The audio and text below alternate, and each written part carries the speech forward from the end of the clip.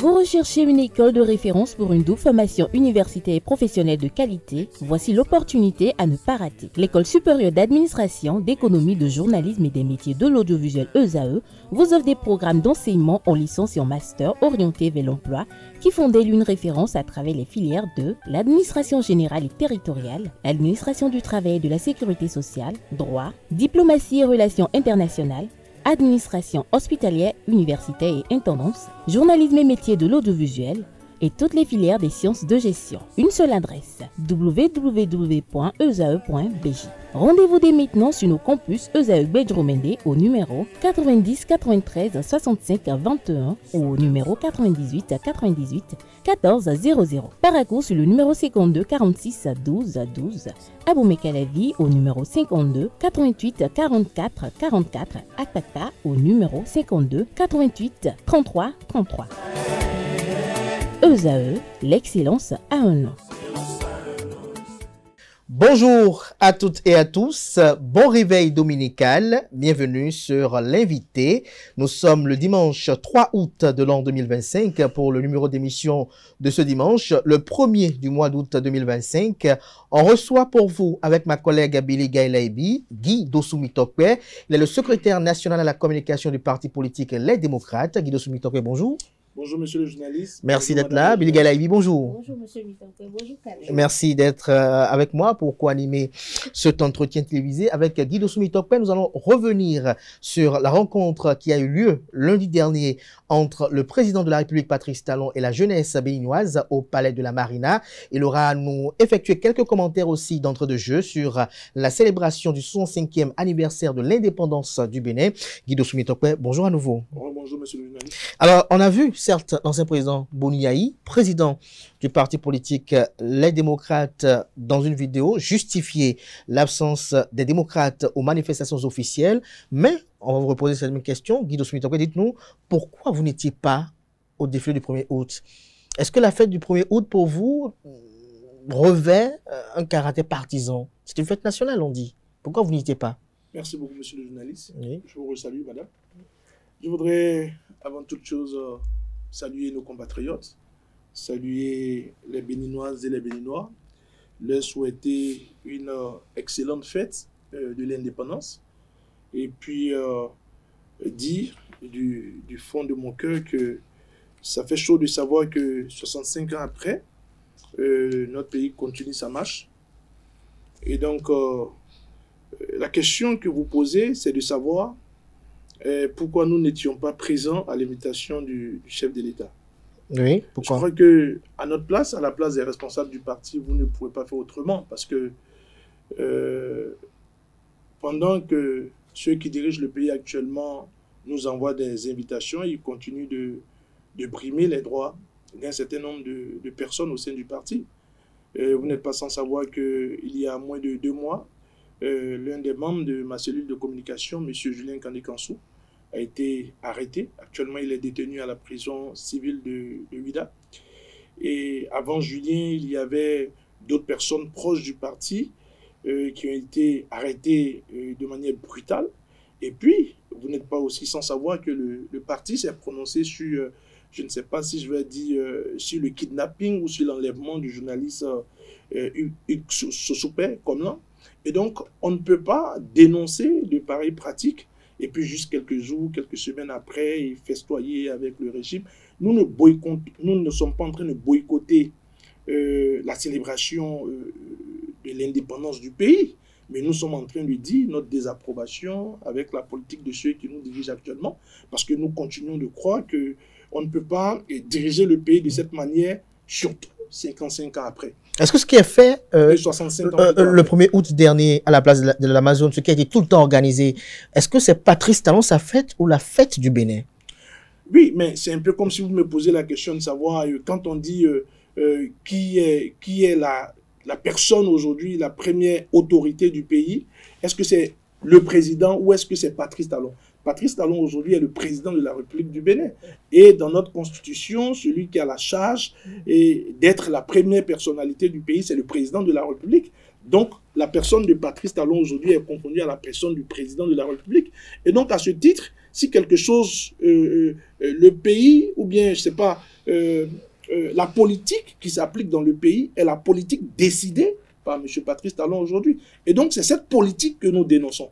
Je ne fais pas d'amalgame, je fais la distinction entre... Oui, mais est-ce que dénoncer cette politique vous empêche d'être présent aux manifestations officielles? On parle de manifestations officielles. Mais je vous retourne la question. Est-ce que vous-même, si vous étiez membre de la famille de M. Julien Kandé-Kansou, peut-être son frère, peut-être son père, peut-être son neveu, est-ce que vous comprendrez le comportement des responsables du parti politique dans lequel votre fils, votre frère, votre neveu milite, un parti pour lequel il se bat, un parti pour lequel il s'engage, alors qu'il a été incarcéré injustement, comme vous le constatez, comme le pays l'a constaté, que ceux qui ont fait cette arrestation est injuste, dont vous qualifiez, que voilà, les responsables du parti auquel appartient votre frère, votre neveu, votre ami, que les responsables de ce parti puissent aller s'asseoir auprès de ces personnes pour, voilà, soit dit-on, célébrer la fête de l'indépendance. Et donc, parfois, avant de faire nos jugements,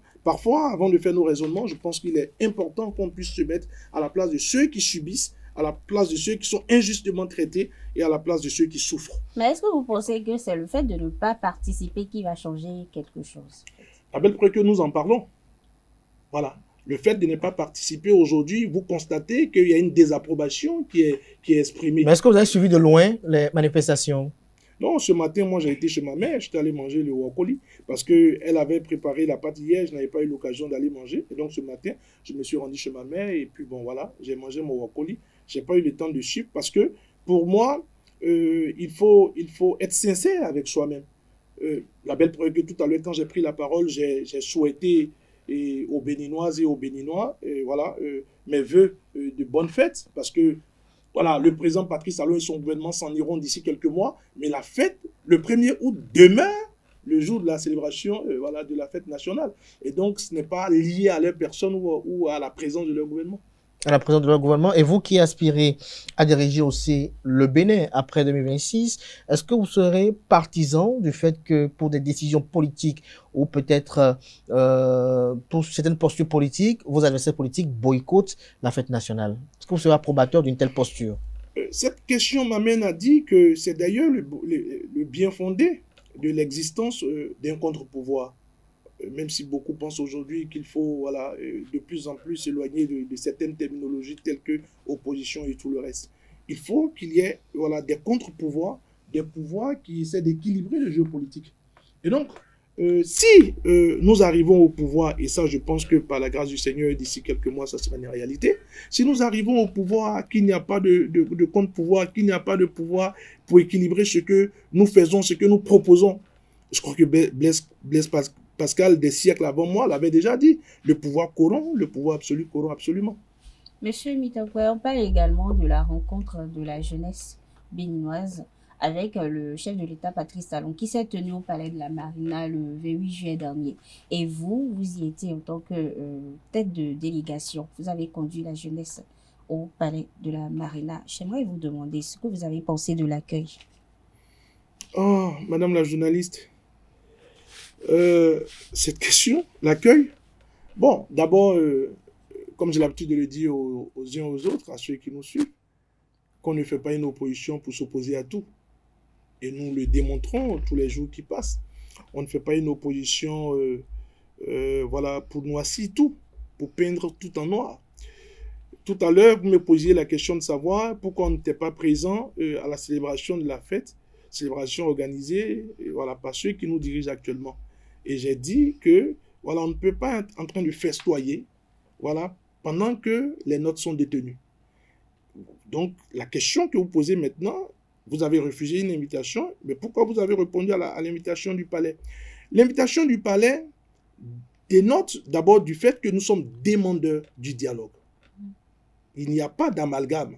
Parce que j'ai entendu beaucoup de commentaires, j'ai vu beaucoup de personnes faire des commentaires en disant, mais écoutez, voilà pourquoi ils peuvent aller s'asseoir avec celui dont ils dénoncent la politique. D'ailleurs, votre photo a fait le tour de la toile. Le tour de la toile. Beaucoup ont critiqué, on vous a vu sourire auprès du chef de l'État. Certains ont dit que votre posture à côté de Patrice Talon n'était pas appropriée à votre posture politique. Est-ce que vous répondez à tout cela? Oui, vous savez, c'est tout ceci que nous dénonçons, parce que cette photo, elle est apparue sur la toile.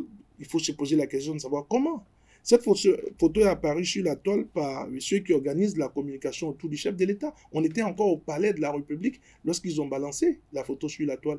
Mais l'objectif, c'est ça la question qu'il faut se poser. Quel est l'objectif? Puisque nous avons dit, nous avons estimé qu'on ne va pas en faire de trop, parce qu'avant d'aller au palais, on avait, au cours d'une séance de briefing, on s'était dit, mais est-ce qu'on communique avant d'aller au palais? Et ce que j'ai dit est sincère. Est-ce qu'on communique avant d'aller au palais? Et donc, vous avez décidé de ne pas communiquer. Bon, j'ai dirigé cette séance de travail et j'ai dit non, on va pas paraître comme si voilà, on était trop attaché à la communication et tout le reste. Et donc, on n'avait pas informé le peuple qu'on partait au palais. Et donc, les populations vaquaient à leur occupation quand d'un moment à l'autre, on voit une photo voilà, du secrétaire national de la communication du parti Les Démocrates derrière le président Patrice Talon avec un léger sourire. Donc, on se pose la question de savoir, mais qu'est-ce qui se passe? Et donc, c'est fait à dessein. C'est fait pour qu'on puisse créer la confusion. C'est fait pour qu'on puisse remettre en cause votre posture d'opposant. C'est fait pour qu'on puisse dire, est-ce que votre lutte est sincère? Mais en ce moment bien précis, nous avons réagi. Et notre réaction, voilà, a essayé d'équilibrer le jeu. Les gens ont compris que, mais écoutez, vous avez voulu nous tromper en faisant fuiter cette photo. Parce que nous, on n'avait pas nos reporters, on n'avait pas notre équipe de... Voilà, parce que c'est la présidence de la République quand même, et il faut faire un peu confiance. Donc, en faisant fuiter cette photo, l'objectif derrière, c'était de montrer que nous sommes des complotistes. Mais en réalité, nous, et ça je reviens sur la première question que vous m'aviez posée, c'est que nous avons répondu à cette invitation parce que nous sommes demandeurs du dialogue. Nous avons répondu à cette invitation parce que nous estimons qu'en 9 ans de gouvernance, ils n'ont pas créé un espace suffisant pour qu'on puisse se parler franchement. En 9 ans de gouvernance, ils n'ont pas créé l'espace nécessaire pour que non seulement les jeunes du Bénin puissent leur poser leurs problèmes, leurs difficultés quotidiennes, mais ils n'ont pas créé notamment d'espace pour que nous-mêmes qui sommes au sein des partis politiques, que nous puissions avoir l'espace nécessaire pour discuter avec eux. Et donc, lorsque j'ai conduit cette délégation, l'accueil, j'ai vu, voilà, je vais dire, la satisfaction dans le visage des uns et des autres. Bon, pour moi, dès l'entrée de jeu, j'ai cru que ce serait, voilà, c'était sincère, c'était franc. Parce que, écoutez, voilà, et le chef de file de ceux qui font une contre-proposition à nos propositions ou à notre gouvernance qui a conduit sa délégation. Parce que, faites un peu, estimez un peu l'envers du décor. On nous invite, on n'est pas présent, voilà, les jeunes sont là, mais ceux qui sont les principaux, je ne vais pas dire détracteurs, mais les principaux opposants ne sont pas présents. On se posera quelques questions. Alors que, par essence, vous savez, de tradition, le Béninois est pour l'échange. De tradition, le Béninois est pour la discussion. De tradition, le Béninois souhaiterait qu'on se parle. Et c'est même d'ailleurs, dans notre langue, j'aime bien cette expression qui dit « Donc, c'est-à-dire en français? Voilà, en français, c'est juste pour dire on ne boycotte pas l'appel. Mais voilà, c'est les conclusions. Et une très belle illustration par rapport à la descente que nous avons fait au palais. Lorsqu'on a répondu à cet appel, lorsqu'on a été présent, et qu'après la première phase, on nous a dit, mais écoutez, il y a un copieux déjeuner, voilà, on vous reçoit comme des hôtes de marque, il faut venir pour qu'on aille manger. Justement, pourquoi vous avez rejeté cette invitation? Non, madame, nous sommes des personnes cohérentes. Est-ce toujours une forme d'opposition? Est-ce de la fierté? Nous sommes harmonieux avec notre démarche et nous sommes cohérents avec ce que nous disons. Est-ce que c'est cette harmonie qui vous empêche de manger? Non, je l'ai dit en formule tout à l'heure. C'est que l'autre chose... Vous n'étiez pas invité pour venir manger, vous n'avez pas fait chez vous. Non, l'autre chose qu'on pouvait, c'est-à-dire derrière le YULO, dont je parlais tout à l'heure, c'est le déjeuner. On ne peut pas s'asseoir et prendre un copieux repas suivi de belles boissons avec ceux qui viennent d'incarcérer les nôtres, avec ceux qui refusent de libérer les nôtres, avec ceux qui ont poussé à l'exil nos compatriotes, avec ceux qui, d'une manière ou d'une autre, nous musellent, avec ceux qui dispersent nos meetings. Donc, on est cohérent et on est harmonieux avec nous-mêmes. Mais Guido Soumitokpe, la vidéo, intégrale de cette cérémonie, ou cette séance d'échange, si on peut le dire ici, a été rendue publique. Est-ce que vous avez des propos que vous ne retrouvez pas dans cette vidéo intégrale? Oui, je le dis, je dirais même la main sur le cœur. Oui, il y a des séquences que nous ne retrouvons pas. Les séquences sont véritablement importantes. C'est pas à moi de juger de ça. Parce que c'est pas nous qui avons... C'est vous qui avez tenu les propos, vous étiez au palais. Oui, nous sommes des invités. Vous savez, j'ai l'habitude de dire quelque chose. Quand la confiance déserte le forum, l'invitation n'a plus son sens. C'est-à-dire quoi? C'est-à-dire, lorsque vous m'invitez, que je réponds à votre appel, la première des choses que je mets sur la table, c'est la confiance.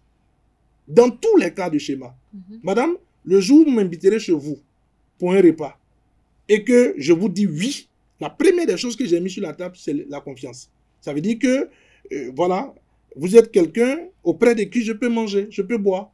Monsieur Kader, le jour où vous m'invitez, baptême d'un de vos enfants, je ne sais pas, voilà, une sortie, en connaissance, si je réponds à votre appel favorablement, la première des choses que j'ai mis sur la table, c'est la confiance. Et donc, nous continuons de croire que à quelques mois de la fin de son mandat, le président Patrice Talon doit pouvoir inspirer les Béninois à continuer de se parler. Quand on se parle, j'ai l'habitude de dire, quand on se parle, on ne se frappe plus. Quand on se parle, et quand on se parle bien, on ne se frappe plus. Et donc, nous sommes demandeurs du dialogue. Et donc, vous ne pouvez pas être demandeur du dialogue et boycotter justement, une invitation. Guy Mitopé, vous êtes demandeur du dialogue. Vous étiez à ce dialogue-là lundi dernier au Palais de la Marina. On a vu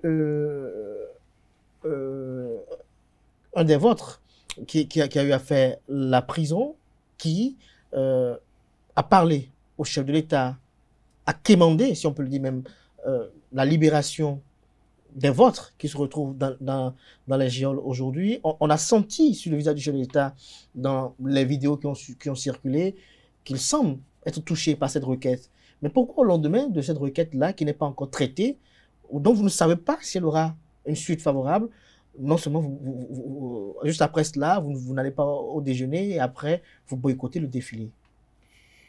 Je ne sais pas de quel camarade vous parlez, parce que je crois que moi, j'étais le chef de file de la délégation du Parti Les Démocrates. Et donc, à ce titre, les questions que j'ai eu à poser, et les interventions que j'ai eu à faire, c'était en qualité de chef de file de la délégation des jeunes du parti. Je parle de Thibaut Ogou. Ah, Thibaut Ogou. Oui, effectivement, j'étais dans la salle avec lui, j'ai suivi son intervention, mais vous allez permettre... Il n'était pas là au nom des démocrates? Non, il n'était pas membre de la délégation du Parti Les Démocrates. D'abord, la première chose qui devait vous frapper, c'est que Thibaut était habillé en blanc. Il était habillé en blanc. Et donc? J'attire votre attention sur le fait que tous les représentants du Parti Les Démocrates étaient vêtus de noir. On était vêtus de noir parce que nous sommes tristes. On était vêtus de noir parce que nous sommes en deuil. On était vêtus de noir parce que nous continuons de croire que la place de Julien Kandé-Kansou, ce n'est pas la prison de Vida. Est-ce à dire que l'apparat permettez, est-ce à dire que l'habillement de Thibaut Ogou, la couleur et tout, le message n'est pas le bienvenu? Est-ce à dire que le fait qu'il ait demandé à ce qu'on libère les vôtres, ce n'était pas à lui de le faire parce qu'il n'était pas habillé comme vous? Non, je ne remets pas en cause la couleur de la tenue du camarade Thibaut Ogou, pour qui d'ailleurs j'ai beaucoup d'estime.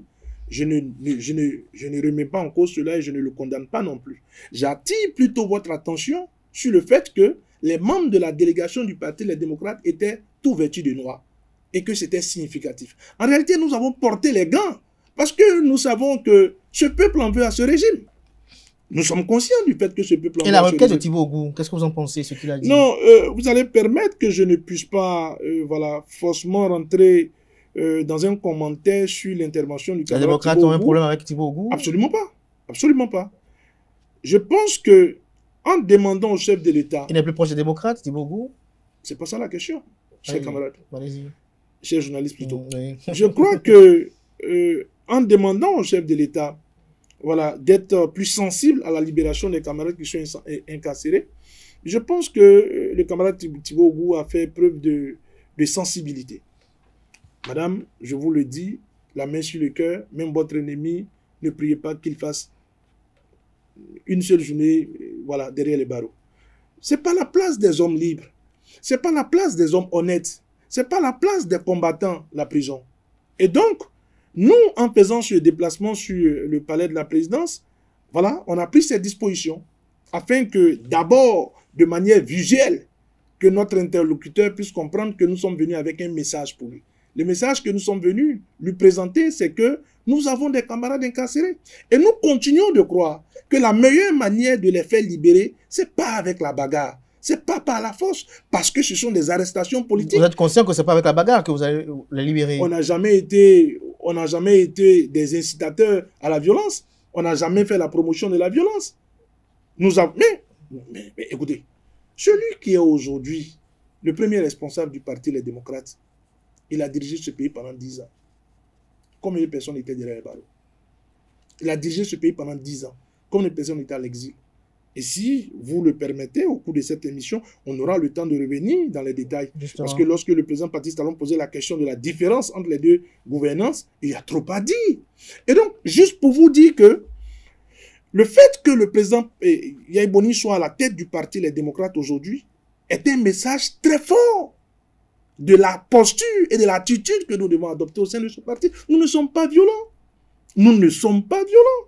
Et vous avez eu le temps de le constater lorsque nous avons répondu favorablement à cette invitation. Mais donc pour moi... Je ne vous coupe pas, hein, mais quelles étaient vos attentes ou les attentes de la jeunesse, de ceux qui Non, étaient d'une manière globale, au terme de ces en échanges. répondant favorablement à cette invitation, la première des attentes, c'était d'abord qu'on puisse se parler. Qu'on puisse se parler sincèrement et qu'on puisse démontrer au président Patrice Talon, avec beaucoup de respect, que peut-être qu'il a été de bonne foi, mais voilà, sur beaucoup de questions, il est passé à côté de la plaque, comme on le dit. Avez-vous senti de la sincérité dans ces déclarations, dans ces propos? Nous, on était sincères. Et lui? Ah non, je ne peux pas qualifier ça, parce que je sais que nous, on était sincères. Et j'ai l'habitude de vous le dire, quand on est dans la vérité, on est droit dans ses bottes. Vous pensez que Patrice Talon, lui, n'était pas dans la vérité? Non. Quelle est votre opinion sur la qualité des échanges que vous avez eus? On a vu qu'avec vous, il y a eu même des échanges interactifs. Alors, est-ce que, en toute honnêteté, lorsqu'on vous dépouille de votre manteau politique, dit Dossou Mitokwe, est-ce que Patrice Talon manquait de sincérité devant vous hier?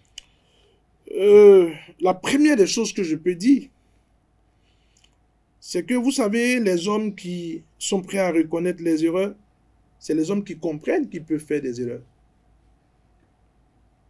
Donc vous, Patrice Talon, le premier pas de celui qui peut changer, c'est qu'il comprenne qu'il peut s'améliorer. Mais lorsque vous avez en face de vous votre interlocuteur qui a l'impression que voilà, la vérité infuse est avec lui et en lui, et lorsque vous avez en face de vous votre interlocuteur qui pense que voilà, il n'est pas possible que ces options puissent être fausses, c'est difficile de corriger. Parce que nous, au niveau du parti Les Démocrates, vous allez comprendre que en choisissant le nom du parti, on a voulu envoyer un message. Celui qui est à la tête du parti aujourd'hui, il a dirigé ce pays pendant 10 ans. Moi, Guy Dossou Mitokwe, j'ai été son opposant. Je n'ai pas fait la prison. J'ai été son opposant. On ne m'a pas tiré là-dessus. Mais tout n'était pas rose non plus. Non, mon rôle ce matin dans vos studios, c'est pas de faire le point ou le bilan des 10 ans du président Yahya. Mon rôle, c'est de dire que nous sommes dans une posture où nous pouvons nous défendre parce que nous sommes dans la vérité. Mais au cours de cette rencontre-là, Patrice Talon a parlé également de... Il a appelé ainsi votre ex-patron, candidat Zanaï, ce qui aurait pu les fâcher. Qu'est-ce qui a été dit concrètement? Bon, si la cellule de communication du palais a coupé cette partie, parce que vous allez... Non, il y a une partie qui a été coupée. Je l'avais avoué en début d'émission. Oui. Ou bien? Oui. Je l'avais bel et bien avoué en début d'émission. Si. Et donc... Qu'est-ce qui a été coupé? Cette partie fait partie des parties qui ont été retranchées. Non, si la cellule de communication du palais a décidé de ne pas présenter ça aux Béninois, il n'est pas de mon rôle, je ne suis pas le porte-parole. Il n'est pas de mon rôle de dire ce qu'ils ont dit sur le président de mon ancien parti politique. Et donc, je pense que ce qui compte pour les Béninois aujourd'hui, c'est que nous puissions arriver à convaincre... Est-ce que vous pouvez nous dire un peu de quelle raison? C'était une raison d'ordre politique, d'ordre personnel? La rupture, quelle était la cause? Pour reprendre la question. La rupture entre Patrice Talon et candidat Zanaï, c'était d'ordre personnel ou politique? C'est la même chose que la première question que vous venez de me poser. C'est pas à moi de les répondre.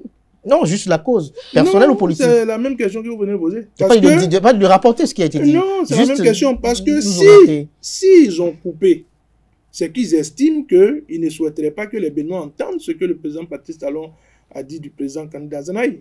Et donc, vous voulez que je sois le messager de la mort, venir dire ce qu'ils n'ont pas voulu que tout le monde entende?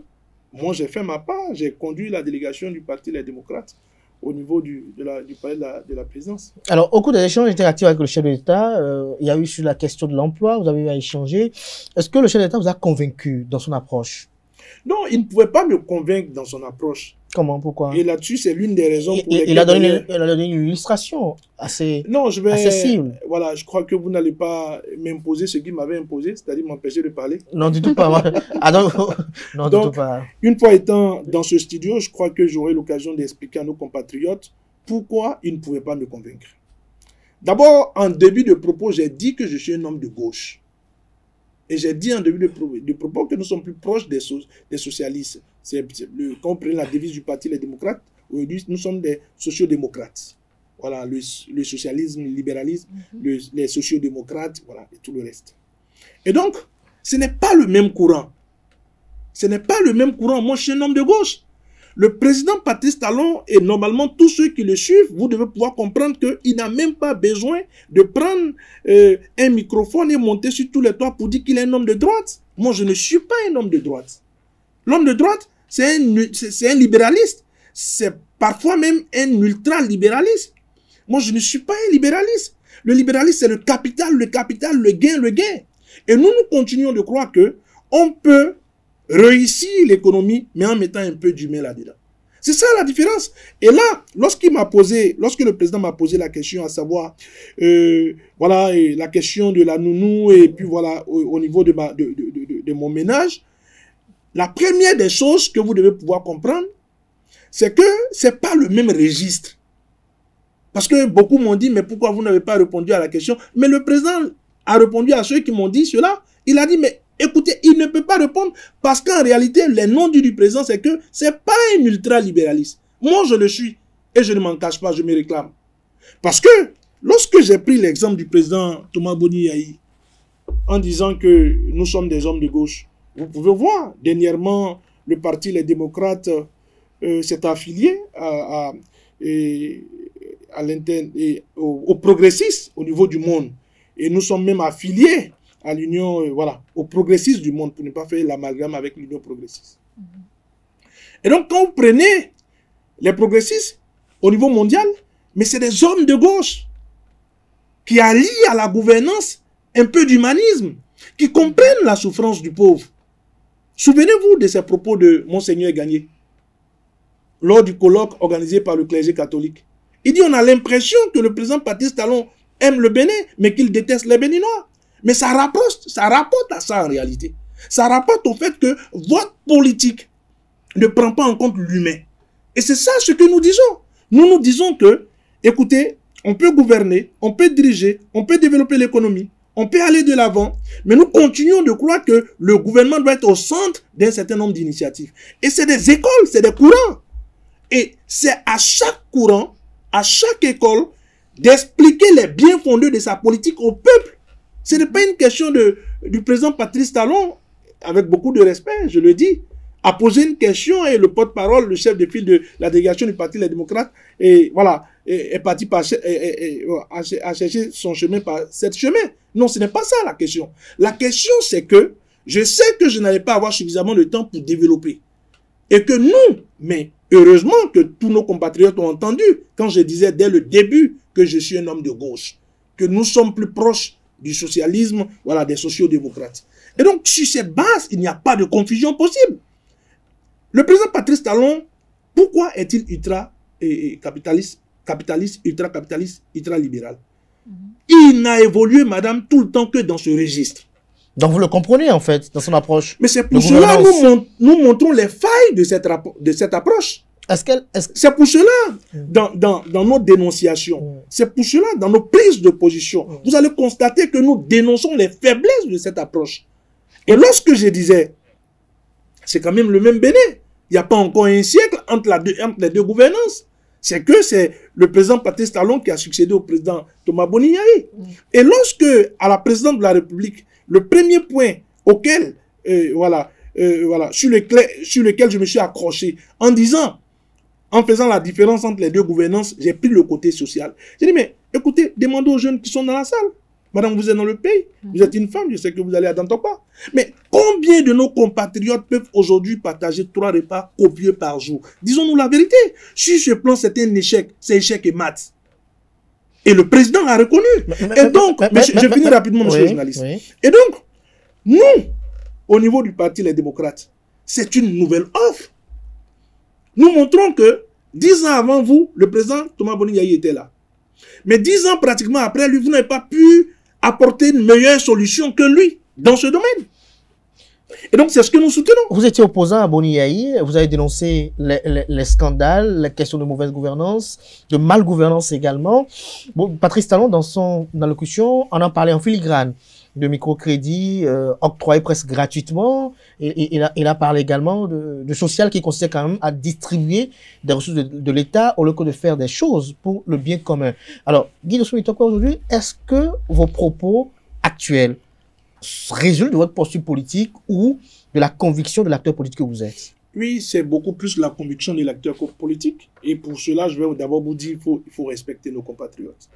Vous savez, ce n'est pas parce que Dieu a délié votre langue, c'est pas parce que vous êtes un bon tribun, voilà, qu'il faut dire une chose et son contraire, voilà, du jour au lendemain. Je ne suis pas ici pour parler de la gouvernance du président Thomas Boni-Yayi. Parce que, autour du président Patrice Talon, ils sont payés pour le faire, qu'ils le fassent. Ils sont payés pour parler de la gouvernance de Boni-Yayi? Ils sont payés pour dénigrer la gouvernance. Non, écoutez, vous n'avez pas dit que vous aussi vous êtes là pour dénigrer Patrice Talon? Non, ils dénigrent parce que nous, quand on parle, on apporte des preuves. Et c'est pour cela que je vous dis que vous devez pouvoir comprendre quelque chose. Je ne peux pas dire A et non A dans ce laps d'état. Je ne peux pas, voilà, il y a des acteurs, il y a des noms, il y a les noms d'un certain nombre d'acteurs politiques de d'autres pays que je n'ai pas envie de citer parce que ce n'est même pas de mes habitudes. On a vu des gens dans ce pays dire A aujourd'hui et le lendemain dire non A gaillardement et se justifier. Je ne suis pas de cette trempe. Comme je le dis souvent aux gens, mais écoutez, moi, mes parents sont pauvres, moi je suis d'une famille pauvre. Et puis, dans une famille pauvre, la première des choses que le père ou la mère lègue à son fils, c'est pas le matériel, c'est la dignité, c'est la posture droite. Et donc, moi je suis héritier de ça. Donc, moi je ne peux pas dire non A et non A en même temps. Je dis ce qui est sur la table aujourd'hui, c'est que j'ai une nouvelle posture, je ne fais pas le solde de ce qui est passé, ou bien voilà, les analyses de ce qui est passé, j'analyse ce qui est aujourd'hui, parce que, comment on appelle, le fait que je rejoigne les démocrates, venons à la question, c'est de la cohérence au fait. Je suis cohérent. Lorsque je suis à l'Assemblée nationale en 2019, je suis à l'Assemblée nationale en 2016. Et que, voilà, je vois un certain nombre de choses ne marchent pas avec le nouveau pouvoir. En ce moment bien précis, je suis le secrétaire général du parti Restaurer l'Espoir. Le parti donne des instructions. On était 2 députés du parti Restaurer l'Espoir à l'Assemblée nationale. L'honorable député Patrice Nombimet, et moi, à Baudrenfort, et moi-même. Mais j'ai été fidèle à toutes les instructions du parti Restaurer l'Espoir, du début à la fin jusqu'à la fin de mon mandat. Mais pendant ce temps, quand les questions majeures du pays ont été mises sur la table, mais le deuxième député, bon, il n'a pas clignoté avant de partir. Il n'a même pas bipé avant de partir. Mais moi, je suis resté fidèle. Tu parles de Patrice Nombimet. Bon, j'avais déjà dit son nom. Donc, quand je reste fidèle comme ça, et que je reste fidèle, secrétaire général du parti, je reste fidèle en même temps au parti, je reste fidèle aux instructions du parti, je défends vaillamment au sein de l'Assemblée nationale, je fais des prises de parole, je défends, je prends position au niveau du Parlement, avec la bénédiction des premiers responsables du parti. On finit tout ça. Je comprends que le temps est venu pour que je parte. Je reviens sur mes vomissures. Je ne peux pas revenir sur mes vomissures. Parce que c'est quoi revenir sur ces vomissures? Revenir sur ces vomissures, c'est que en quittant le parti Restaurer l'Espoir, Alors qu'on était en train de dénoncer les dérives du régime actuel, que je rejoigne le régime actuel. Et ce serait chose facile. Quand on est jeune, quand on a mon âge, quand on n'a rien, quand on n'a pas grande chose dans sa vie, qu'est-ce qu'on fait? Mais on va à la rivière. Patrice Talon a dit que vous êtes son ami. Mais non, quand le président Patrice Talon dit que je suis son ami, il faut comprendre. Il faut comprendre que j'ai fait partie des premières personnes à le soutenir et à l'aider à venir au pouvoir. Vous savez, le ministre Oswald Obeki est encore vivant, même s'il est, voilà, n'est pas libre de ses mouvements, une pensée à son endroit. Mais c'est lui et moi qui avons travaillé, les jeunes, c'est lui et moi qui avons tenu la branche des jeunes pour le président Patrice Talon en 2015-2016. C'est lui et moi, les universités privées, publiques, partout, les jeunes, c'était le ministre Oswald Obeki et moi. Mais quand vous finissez tout ça, et que à un moment donné, il y a des dissensions entre le parti pour lequel vous êtes secrétaire général et le régime, et que le parti décide de partir par fidélité, vous décidez de suivre le parti, et vous restez au sein de ce parti, vous suivez les instructions du parti. Mais Kandida Zanaï a eu à dire que vous avez fait la proposition en temps de rejoindre la mouvance. Monsieur Kader, vous savez, vous êtes un excellent journaliste. Et moi, j'ai beaucoup d'admiration pour vos capacités intellectuelles. Mais j'ai dit, moi, je suis un enfant qui ne dérobe pas aux instructions de son père. J'ai dit que, je vais vous raconter rapidement 3 petites choses. Oui, allez-y. J'ai comparé mon départ du parti Restaurer l'Espoir au fils qui, à un moment donné, a compris qu'il était devenu un peu mature et qu'il pouvait aller fonder son propre foyer, c'est-à-dire marier une femme. C'est pas parce que tu as quitté la maison de ton papa que désormais tu vas regarder ton papa avec la main gauche. Et donc vous êtes dans de bons termes avec Kandida Zanaï. Madame la journaliste, Kandida Zanaï, en dehors de la politique, moi je le considère comme un père. Et ça, je vous le dis la main sur le cœur.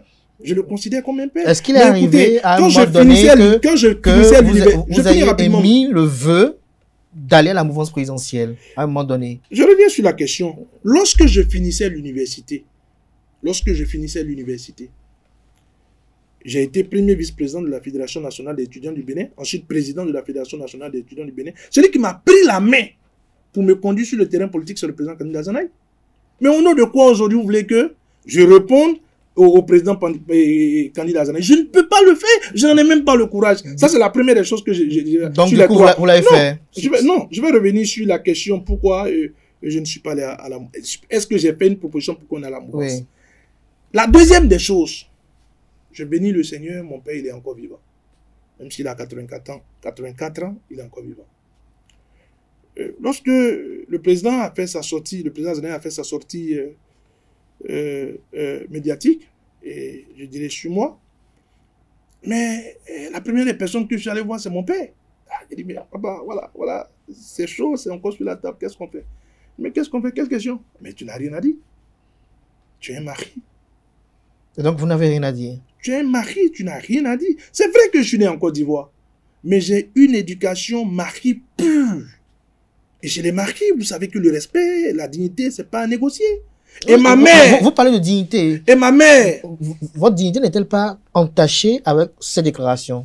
Laquelle des déclarations? Que à un moment donné du cheminement au sein de Restaurer l'Espoir, vous avez mis le vœu d'aller à la mouvance présidentielle. Et que peut-être parce que vous avez été rétorqué là-bas, vous vous retrouvez au sein des démocrates. Je vous ai déjà dit que je ne vais pas répondre à cette question, mais je vais vous donner des indices.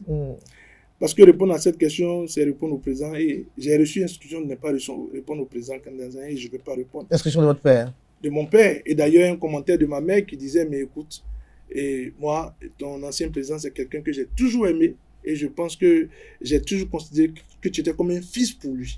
Voilà. Même quand le père se penche après le fils n'a rien à dire, n'a pas à répondre. C'est l'éducation qu'on m'a inculquée. Et puis, je ne peux pas faire autrement.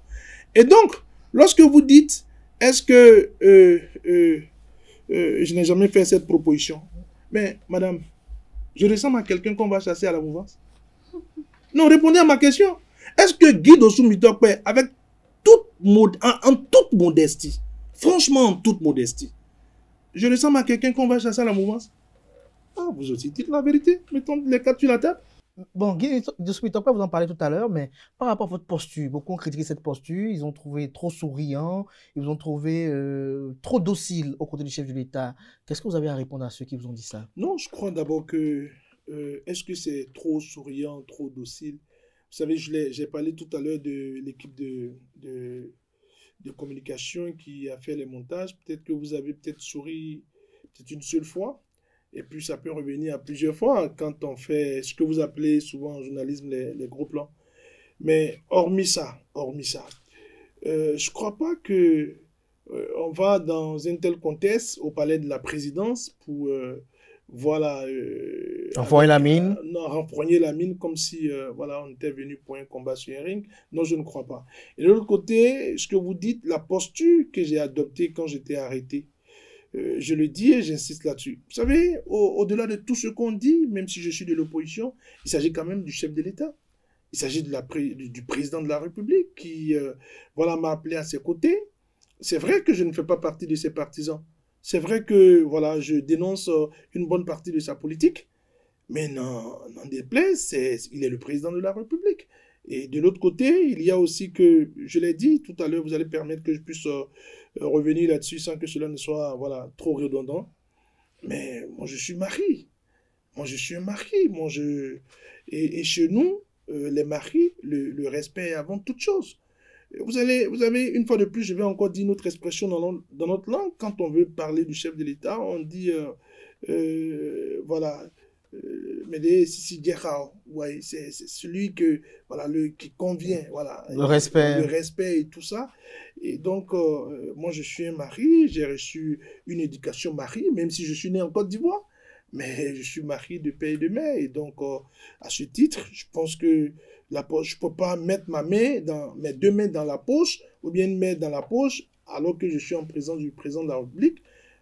J'ai pensé que c'est la meilleure des postures, voilà, être attentif, voilà, être à l'écoute, parce qu'il faut avoir une écoute très attentive, en ce moment bien précis, parce que j'étais parti pour voilà, poser les difficultés, les problèmes d'une jeunesse, et il fallait rester concentré. Donc pour moi, c'était la meilleure manière de rester concentré et de ne pas adopter une posture d'insolent ou voilà, de prétentieux, parce que je continue de le dire, c'est le président de la République, même si je ne fais pas partie de ses partisans.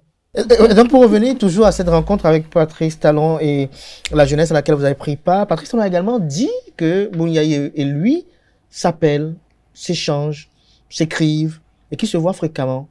Est-ce que après cette rencontre, vous avez posé la question à Boni? Non, avant de vous répondre si j'ai répondu au président Boni, si j'ai posé la question au président Boni ou pas, je vais d'abord vous dire quelque chose. Si réellement il s'appelait régulièrement, il se parlait régulièrement, et que le président Patrice Talon le dit en une telle occasion, selon vous, madame, c'est vous qui posez effectivement les questions. Monsieur le journaliste, c'est vous qui posez les questions. Selon vous, c'est à quel dessein?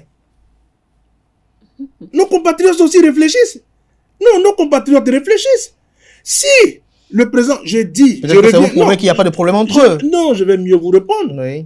Si le président Boni et le président Patrice Talon s'envoient des messages, s'écrivent, s'appellent, même se voient, et que le président Patrice Talon, alors qu'il a reçu la jeunesse de son pays, devant les caméras les plus sophistiquées de notre pays, parce que les caméras de la présidence sont supposées être les caméras les plus sophistiquées de notre pays, il fait une telle déclaration. Mais c'est à quel dessein? C'est pour montrer que le président Boni n'est pas crédible, ou bien c'est pour montrer que vous, les démocrates, vous êtes dans ce combat-là, mais vous êtes complices, vous n'êtes pas crédibles. Est-ce que c'est pour montrer qu'il n'est pas crédible ou pour dire qu'il n'y a pas un problème majeur entre Boni et lui? Non, écoutez, on a tous déjà donné, on a déjà tous voilà, vu certaines choses. Donc, c'est pour montrer que vous n'êtes pas crédible. Vous faites le bruit là, mais on se voit, on se parle. Écoutez, si c'est le cas, c'est que c'est pour dénigrer, c'est pour détruire, c'est pour discréditer. Mais, ceci étant, c'est pas parce que j'ai dit ça que je ne vais pas poser la question au président Boni. Et vous avez, en début d'émission, parlé de l'intervention du président Boni, mais le président Boni a été clair. Il a même fait référence à la parole de Dieu. Et vous savez qu'il est très croyant. Croyant, oui. Il a fait référence à la parole de Dieu en disant « ce n'est pas bon de mentir ». J'ai envoyé des messages au président Patrice Talon, mais dans le cadre de la libération de ces jeunes pour qui je compatis, dans le cadre de la libération de ces jeunes qui ne sont pas coupables. Il a dit. Et il est encore allé plus loin. La dernière fois que le président Patrice Talon et moi on s'est vus, mais c'était à l'occasion du compte rendu. La première, bon, l'avant-dernière fois, c'était quand il avait reçu la délégation du parti. Et la dernière fois, je crois que c'était le 10 juin, mais c'est pas le 12 juin 2024, à l'occasion du point que nous devons lui faire après avoir quitté Niamey. Parce qu'on est allé éteindre le feu entre Cotonou et Niamey. Mais éteindre le feu, mais toujours le paradoxe demeure. Parce que la décision n'appartient pas. Là, ceux qui doivent enlever les bois sous le feu, ce n'est pas le président Boni Yayi, c'est ceux qui sont au pouvoir.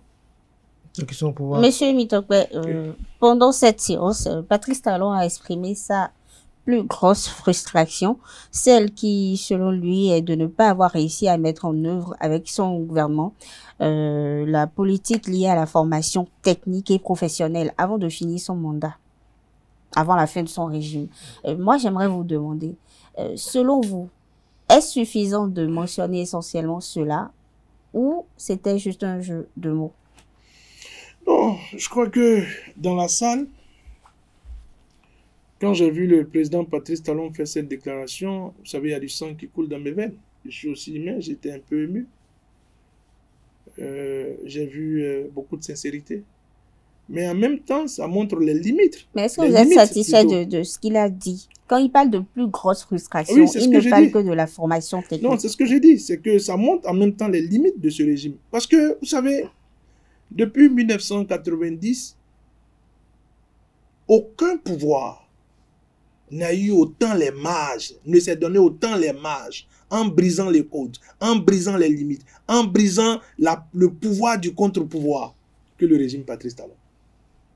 Ça veut dire que si on devait évaluer, on ne devait pas l'évaluer au même titre que les pouvoirs démocratiques. Parce que les autres avaient un contre-pouvoir, les autres avaient la puissance des syndicalistes, les autres avaient la puissance de l'opposition, les autres avaient les contre-pouvoirs à l'Assemblée nationale qui pouvaient voilà, je sais pas si je dois dire dans son rôle, de bonne foi ou de mauvaise foi, vous empêcher. Mais voilà un régime qui en 9 ans a attaché les mains de tout le monde, a attaché les pieds de tout le monde parce qu'il doit travailler. Mais si tu as attaché les mains de tout le monde, tu as attaché les pieds de tout le monde, tu as même fait sortir d'autres du pays parce que tu dois travailler, tu ne vas plus avoir de regrets parce que tu n'as pas pu réaliser certaines choses. Donc ça montre les limites. Il a vu certaines choses. Il y a eu des choses qui ont été faites. Comme avec tous les autres régimes, il y a eu des choses qui ont été faites. Avant le président Boni Yayi, qui a fait des échangeurs dans notre pays? Dites-moi le nom d'un seul pouvoir qui a fait des échangeurs avant le pouvoir Yayi Boni. Mais pour que le président Yayi Boni fasse des échangeurs, il a mis combien de Béninois en prison? Il a conduit combien à l'exil? Alors, parlons de Boni Yayi, pour revenir à Boni Yayi. Donc, Boni Yayi n'a écrit exclusivement à Patrice Talon que pour la libération de Rika Madougou, Joël Aïvo et compagnie. Je m'en tiens à ce que le président m'a dit. Et c'est ce que je viens de vous répéter. C'est ce que Boni Yayi a dit. Il a dit dans la vidéo que vous évoquez en début Tout à fait. Mais en off, vous avez échangé avec lui, puisque vous êtes quand même à un rang quand même assez élevé, vous êtes le secrétaire national de la communication du parti politique Les Démocrates. Échanger avec Boni Yayi, c'est quand même assez fluide à votre niveau. Alors, non, vous savez, le président, il a cette, je vais dire, cette intégrité de dire... Lorsqu'on l'a interrogé dessus, quel était l'état d'âme de Boni Yayi? Est-ce qu'il était révolté? Non, serein. Ça, je le dis. Il n'a pas été choqué? Non. Je ne sais pas s'il était choqué, mais il était serein. Il était assez placide. Il ne s'est pas offusqué autre manière. Il ne s'est pas mis en colère. Il n'a pas voulu exploser, non. Non. Alors, Guy Mitokwe, on va poursuivre quelques questions avant de conclure cet entretien, conclure cette rencontre également, et voir au niveau des perspectives, parce que la session générale de 2026 s'approche à grands pas. Bientôt, on en saura davantage. On espère peut-être sur la durée du candidat, mais par rapport à cette rencontre, en somme, Guy Mitokwe, dites-nous, est-ce que pour vous, ça a apporté un plus au débat politique? Non, la première des choses que je vais d'abord dire, c'est que c'est une bonne chose de se parler. Vous savez, moi, je fais l'effort d'être cohérent. C'est une bonne chose de se parler. Et donc, si demain, il y a encore une rencontre pour dialoguer, vous y serez? On est même demandeur. On est même demandeur de ça. Et donc, toutes les fois qu'on peut se parler, il faut se parler. Mais est-ce que quand vous parlez, vous vous sentez réellement écouté, réellement pris en compte? Vous savez, à force de se parler, à un moment donné, on finira par aller dans le sens de ce qu'on se dit, même si vous êtes faux. Et ça, je m'en tiens à la parabole du juge unique et de la pauvre veuve, et voilà, évoquée par le Seigneur Jésus-Christ. Je présente mes excuses à tous ceux qui ne sont pas chrétiens. Mais dans la Bible, il est dit qu'il y avait un juge inique qui ne voulait pas entendre les requêtes d'une pauvre veuve. Et le Seigneur Jésus disait, à force de l'importuner, il a dit, mais écoutez, si je ne fais pas justice à cette dame-là, elle n'arrêtera pas de m'importuner. Donc finalement, il lui a fait justice. Nous sommes demandeurs de justice. C'est pour cela que nous trouvons que ce n'est pas rébarbatif de revenir sur la notion du dialogue. Patrice Talon dit qu'il sera actif dans le choix de son successeur. Comment le Parti politique Les Démocrates a accueilli cette déclaration? Mais pourquoi vous ne voulez pas que le président Patrice Talon soit actif? Nous ne pouvons pas dire une chose et son contraire. Nous disons que on ne doit pas nous empêcher de parler. On ne doit pas nous empêcher d'aller rencontrer nos compatriotes. On interdit nos meetings. L'un des derniers qui nous a offusqués, c'était dans la ville de Dassazoumé, où la police a fait incursion dans notre siège. On avait rempli toutes les formalités. Et donc, on ne peut pas... Vous avez eu l'autorisation du maire, du préfet? On avait eu une autorisation à Dassa. On ne peut pas... Mais écoutez, on avait une autorisation, M. Cadet, vous pouvez demander... Non, vous pouvez prendre le numéro du responsable de Dassa du Parti Les Démocrates, et après l'émission, vous consultez un journaliste. Mais là, je suis avec le secrétaire national de la communication du parti. Je vous donne les informations qui sont à ma disposition, M. Cadet. Et j'insiste là-dessus qu'on avait eu les autorisations. Et donc, quand je vous le dis... Des autorités compétentes. Naturellement. Et habilitées. Naturellement. Et donc, quand je vous le dis, croyez-moi, on ne peut pas être dans une telle posture. Une posture selon laquelle il faudrait qu'on nous permette de parler, qu'on nous permette d'aller vers nos populations, d'échanger, parce que la démocratie doit se consolider. Et puis en ce moment bien précis, dit que, que le président Patrice Talon, parce qu'il est en train de finir constitutionnellement, il ne doit pas faire campagne. Non, moi je crois que ça ne sera pas juste de le dire. Si il veut être actif, il veut défendre son bilan. Mais dans le même temps, que nous soyons traités tous à la même enseigne. C'est tout ce que nous demandons. Parce que nous croyons à la force de la démocratie. Tout à l'heure, je vous disais que ce peuple est mûr. Il est mûr. Les chiffres, les indices et autres, rien n'est plus évocateur que ce que vit le peuple. Et nous savons que le peuple est mûr. Et nous continuons de croire que quand on dit que la démocratie n'est pas bonne pour les pays pauvres, je ne suis pas d'accord avec cette assertion. Je continue de croire que il faut laisser la liberté aux uns et aux autres et il faut travailler dans un registre démocratique afin de pouvoir garantir la sécurité des uns et des autres. Et vous ne croyez pas que en 2026, on a encore un duel Patrice Talon-Boni Yayi? C'est pas ça la crainte. C'est pas ce qui devait être la crainte de nos compatriotes. Je pense que ce qui devait être la crainte de nos compatriotes, c'est le fait qu'on ne puisse pas dire la vérité des urnes. Vous savez, il y a certaines populations qui nous ont reproché le fait que, mais vous dites qu'on vous a volé, vous dites que ce n'est pas 28 députés que vous avez eu. Mais écoutez, nous, on a fait ce qui nous revenait de faire. Nous sommes sortis, nous sommes allés voter. Mais la sécurisation vous revient. Et donc, si vous n'arrivez pas à sécuriser ce que nous partons faire, mais n'accusez pas. Et je dis cela quand je dis qu'il y a des choses qui sont importantes. Parce qu'aujourd'hui, le président Thomas Boni Yayi est le président respectable et respecté du Parti Les Démocrates. Le président Patrice Talon, devant le peuple et devant la communauté internationale, a dit qu'il est le patron des deux partis. Mais pourquoi vous ne voulez pas que, alors que les deux sont les premiers responsables de leurs différents camps, qu'ils ne puissent pas être actifs, qu'ils soient actifs. Mais par contre, les gens ont peur que hier, au lieu de réfléchir sur les véritables questions du pays, d'analyser un projet de société de tel ou tel autre camp, qu'on verse dans du anti-Yayi ou du pro-Talon. Non, c'est ce que je voulais. J'insiste, je m'emploie à vous dire. Oui. Vous savez. C'est pas moi, à nos amis internautes qui nous suivent. Oui, je m'emploie à dire à nos amis. Vous savez, lorsque vous faites la promotion de la démocratie, c'est que vous faites la promotion du débat. Il n'y a pas de démocratie sans débat. Donc, en disant que nous faisons la promotion de la démocratie, nous insistons sur le fait que permettez-nous de parler. Permettez-nous de démontrer que vous n'avez pas été à la hauteur. Permettez-nous de démontrer que ce n'est pas ça. J'ai dit à quelqu'un, et la personne m'a dit, mais venant de toi, mais ça me surprend. J'ai dit à quelqu'un, si le prochain président, et ça je le dis formellement, si le prochain président, celui qui va remplacer le président Patrice Talon, va combattre nos espérances, va remettre en cause les grands travaux, va remettre en cause les grandes réalisations, il nous trouvera sur son chemin. Parce que le problème, ce n'est pas la question des grandes réalisations. Le problème, c'est d'abord que... Parce que les gens font de l'amalgame. Oui. Les gens font de l'amalgame. Quand les gens disent que... Ah, mais pourquoi vous n'arrivez pas à aimer le président Patrice Talon? Mais comment vous n'arrivez pas à aimer un tel monsieur? Je dis non, vous faites de l'amalgame. Les grands travaux, Oui, je viens. Comprenez-les, lorsqu'ils longent la route des pêches. Non, mais c'est ce que je vous dis. Oui. Écoutez, M. Cadet, avant moi, beaucoup d'orateurs l'avaient dit.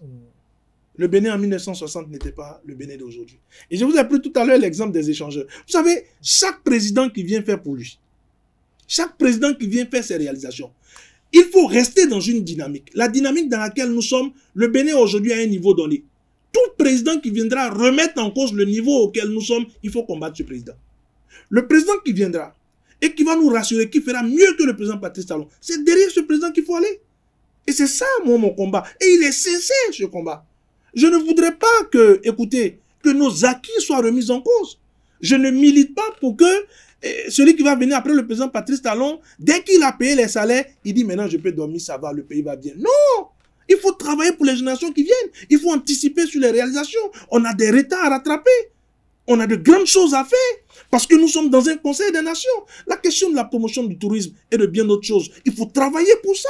Et donc pour nous, nous ne sommes pas contre le développement du pays. Pour nous vous, ne les sommes démocrates? pas. Oui, les démocrates ne sont pas contre. Écoutez, madame, je ne sais pas à quel âge vous aviez, excusez-moi que je le dise ainsi, lorsque le président Boni était au pouvoir, mais vous devez être quand même assez majeur.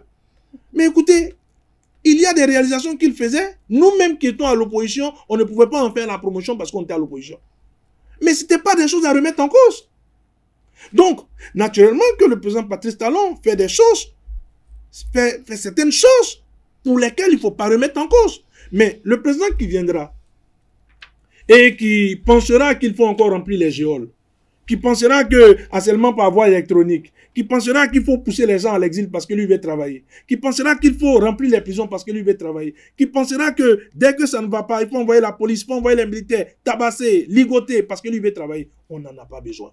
D'accord. Ce dont nous avons besoin aujourd'hui, c'est des personnes qui pourront travailler, qui pourront développer le pays, qui pourront encore construire des voies parce que tout est à faire, parce que le pays est à développer, parce que le pays a du potentiel. Et c'est avec ça qu'il faut travailler. Et vu que vous parlez de ce dont vous avez besoin ou de ce dont a besoin le peuple, pour 2026, les élections de 2026, comment est-ce que le parti, les démocrates, se préparent? Sereinement, à part les perturbations qui sont d'origine du régime qui est en face de nous, on prépare sereinement. Vous estimez qu'il y a une volonté de débaucher des gens? Ça ne manque pas. Bon, je ne parle pas forcément de débauchage, je parle du fait qu'on nous empêche de travailler. Je parle du fait qu'on nous intimide. De faire les meetings. Voilà, on nous empêche de nous déployer, on nous empêche même le fait de corser la loi, c'est pour que le parti disparaisse. Parce que j'ai eu à l'expliquer au président de la République lorsque je parlais de l'article 146 nouveau de l'actuel code électoral. En réalité, quand vous regardez dans le fond, cet article 146 nouveau, il a été mis dans la loi à cause d'un seul parti. Parce que, sachant très bien qu'il sera difficile au parti d'avoir 20% dans les 24 circonscriptions électorales, il se trouve la parade, eux, de ne pas rechercher les 20% parce qu'en se mettant ensemble avec 10%, bon, voilà, la mission est accomplie. Donc, vous comprenez que cet article a été mis dans la loi parce qu'on veut voir un seul parti disparaître. Nous ne voulons pas que les choses se poursuivent ainsi. Patrice Talon a dit il y a quelques jours qu'il pourrait choisir comme démocrate, il pourrait choisir chez les démocrates son candidat, tout comme il peut choisir aussi dans la mouvance, on ne sait jamais. Que penseriez-vous du fait qu'il choisisse comme filleul un démocrate? Non, madame, écoutez, si cela devait être possible, on devait d'abord pouvoir le voir durant ces 9 années. Ou du moins durant ces 5 dernières années, dans son attitude. Êtes-vous en train de dire par là qu'il n'a donné aucun accès ou rien démontré qui puisse permettre cela? Vous n'y croyez pas, c'est ça? Non, je vous réponds et je voudrais que je suive ce que j'ai dit. C'est que vous comprendrez que s'il était sérieux, on allait le voir dans ses agissements. On allait le voir dans les pas qu'il pose. Parce qu'aujourd'hui, ils travaillent à ce que le parti disparaisse. Est-ce que véritablement ils travaillent à ce qu'il disparaisse? Parce qu'on a comme une constance dans ses opinions. Déjà, à la rencontre avec l'ancien président Bouniaï, actuel président du Parti politique Les Démocrates. Aux côtés, il y avait Noureno Achadé et bien d'autres de la délégation. Il disait déjà que si vous militez à ce que le code électoral soit revu, vous allez imploser le parti politique. À la rencontre avec les jeunes la dernière fois, on a constaté que lorsqu'il parlait de formation politique, il n'a que cité que les trois, pratiquement. C'est comme si pour lui, les autres sont presque inexistantes. Alors, est-ce que vous ne voyez pas, peut-être en ce code électoral-là, un atout pour vos trois formations politiques pour prospérer? D'abord, je vais vous dire quelque chose. Et ça, c'est une déduction. Vous savez, dans le calendrier qui nous a été envoyé par la Commission électorale nationale autonome, on devait procéder au retrait des fiches de parrainage le 25 juillet dernier. Nous sommes aujourd'hui le 1er août. Ça a été reporté de manière unilatérale. Mais nous, au niveau du Parti Les Démocrates, nous interprétons ce report. Nous interprétons ce report que le régime en face de nous n'a pas pu déboucher une seule personne parmi nos 28. Parce que si le régime débouche un seul député, nous n'avons pas de maire pour le moment. Par la grâce du Seigneur, en 2026, on aura beaucoup de maires. Mais pour le moment, on n'a pas encore de maire. Donc, nos parrains, c'est que les 28 que nous avons. La loi, elle a été cousue à notre taille par nos adversaires pour ne pas nous rater. Quand ton adversaire te coud une chemise, il ne faut jamais porter la chemise parce que le problème, c'est que c'est toi, il guette. Vos députés ne vous font pas de volonté de les faire changer de camp?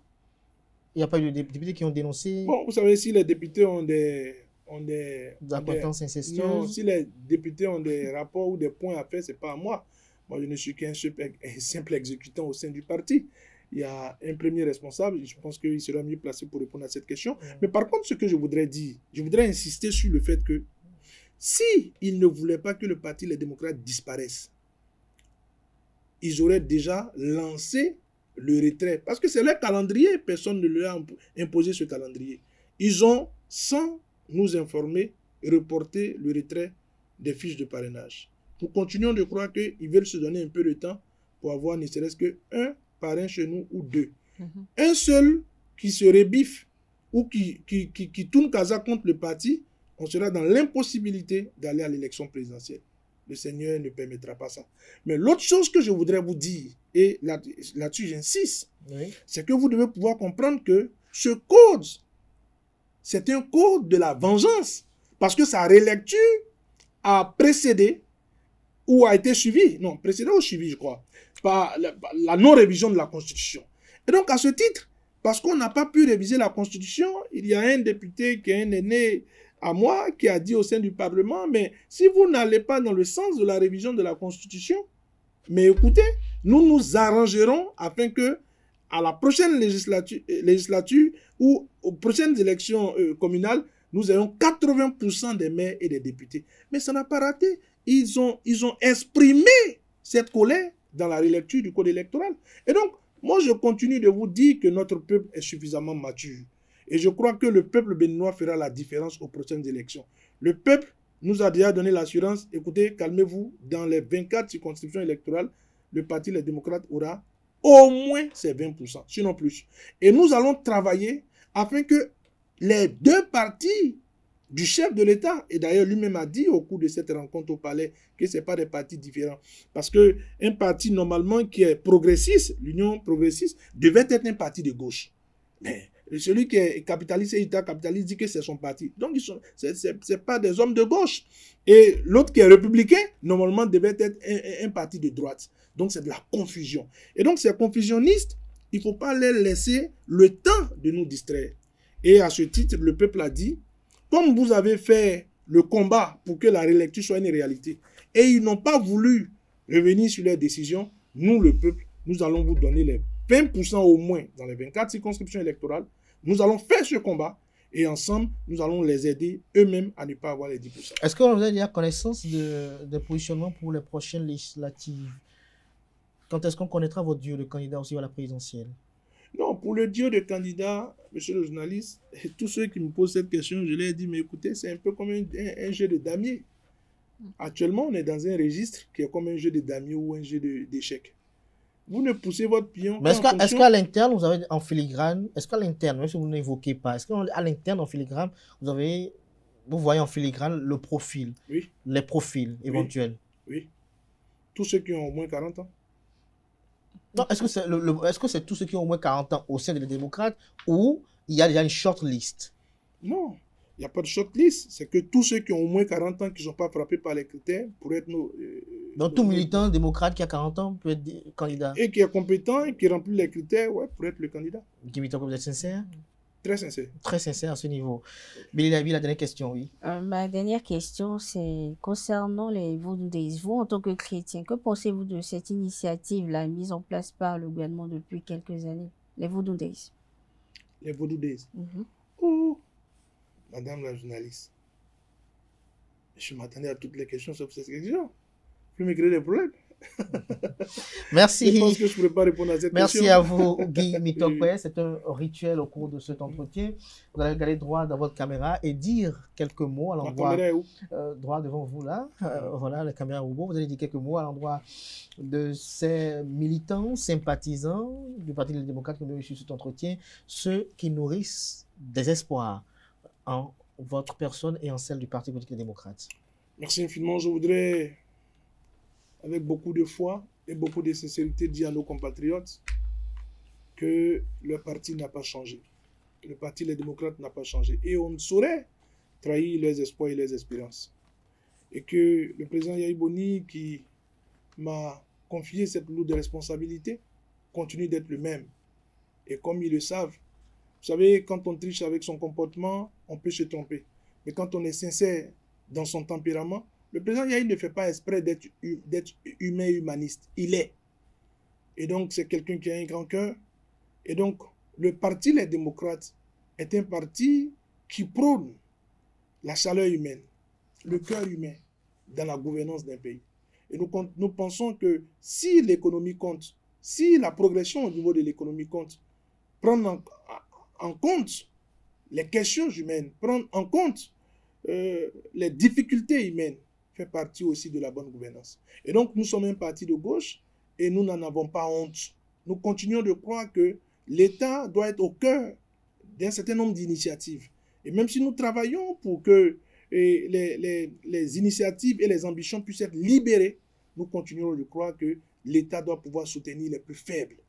Et nous travaillons à ce que, lorsque vous nous confierez ce pays, que l'État puisse soutenir les plus faibles et aller vers de l'avant, de progrès en progrès. Et soyez rassurés, nous n'avons pas changé et nous ne comptons pas changer parce qu'en vérité, nous avons pris un serment, nous avons pris des engagements et nous allons honorer ces engagements avec vous et pour ce pays. Merci à vous, Guy Dossou-Mitokwe, pour ce moment d'échange. Chers amis internautes de cet entretien, on retiendra que l'invité à l'entame a tenu à saluer les Béninois et les Béninoises. Il lui a souhaité une belle célébration du 65e anniversaire de l'indépendance. Il a eu à justifier leur absence, ceci par le fait qu'ils ont des proches qui se retrouvent en prison et donc ils ne peuvent pas être aux côtés du président Patrice Talon pour dire qu'ils sont en fête. On ne fait pas une opposition pour s'opposer à tout. Nous a laissé entendre Guy Dossou-Mitokwe au cours de cet entretien. Il a fait savoir qu'ils ont répondu à l'appel du palais du lundi dernier, notamment la rencontre entre le président Patrice Talon et les jeunes, parce que le parti politique Les Démocrates est demandeur de dialogue. Et lorsque je l'ai interrogé pour savoir, est-ce que si demain, s'il y avait encore une volonté de dialogue, est-ce qu'ils y répondront pour présent? Il a eu à dire oui, parce qu'ils sont constamment demandeurs du dialogue parce qu'il faut que les fils et filles entre eux puissent dialoguer. Lorsque je l'ai interrogé sur la question de Thibaut Ogou, il a apprécié l'essence de la question, mais il n'a pas voulu commenter. L'acteur même, Thibaut Ogou, on a senti un peu gêné, si on peut le dire ainsi, sur cette question. Lorsqu'il a été interrogé également sur Candide Armand-Marie Azanaï, Guy Dossou-Mitokwe nous a fait savoir qu'il a reçu l'instruction de son père et de sa mère, de ses géniteurs, de ne pas répondre à Candide Armand-Marie Azanaï, qui pour lui reste et demeure un père. Il a eu à partager avec nous quelques anecdotes avec Candide Azanaï, notamment anecdotes à travers lesquelles on peut comprendre que c'est Candide Azanaï qui l'a amené à la politique. Il nous a fait la confidence que la partie où le chef de l'État se justifiait ou donnait des explications par rapport à la pomme de discorde entre lui, Patrice Talon et Candide Azanaï, il a fait savoir que cela a été coupé dans la vidéo intégrale qui a été rendue publique. Pour lui, la politique de Patrice Talon ne met pas l'humain au centre. Il a argumenté dans ce sens-là, parce que lorsqu'on l'a réinterrogé sur la question de l'emploi qui a été objet de débat du berger à la berger entre lui et Patrice Talon, il a fait savoir que pour lui, la politique de Patrice Talon n'a pas l'humain au centre. Il a fait savoir également que lorsque Patrice Talon a fait savoir que Boni Yayi et lui s'écrivent et s'appellent, pour lui, ce n'est que dans la vision de dénigrer Boni Yayi, car pour lui, Boni Yayi a fait savoir, et il a fait savoir dans une vidéo dans laquelle il disait les raisons pour lesquelles ils ne seront pas au défilé, que Boni Yayi a écrit à Patrice Talon exclusivement pour la libération des leurs qui sont en prison, et que Boni Yayi a rencontré Patrice Talon la dernière fois en 2024 lorsqu'il revenait de Niamey lors d'une visite, pour ne pas dire d'une mission, si on peut le dire ainsi. Il a dénoncé les interdictions de meeting, il a fait cas du cas de Dassa qui est le plus récent, et donc pour lui, on les empêche de travailler sur le terrain.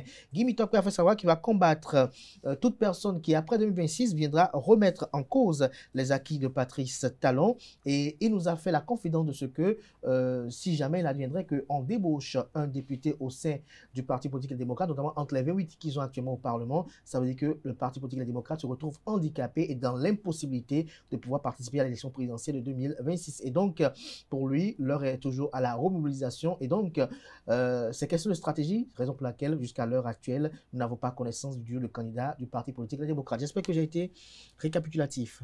Comme d'habitude. Merci à vous, Guy Mitokwe. Je rappelle que vous êtes le secrétaire national à la communication du Parti politique Les Démocrates. Billy Galaibi, merci d'avoir conduit avec moi cet entretien. Merci à vous, chers amis internautes. Ainsi prend fin l'invité de ce dimanche. Merci pour l'attention. Belle suite de programme sur ESAE TV. Et n'oubliez pas le rendez-vous du JT à 19h.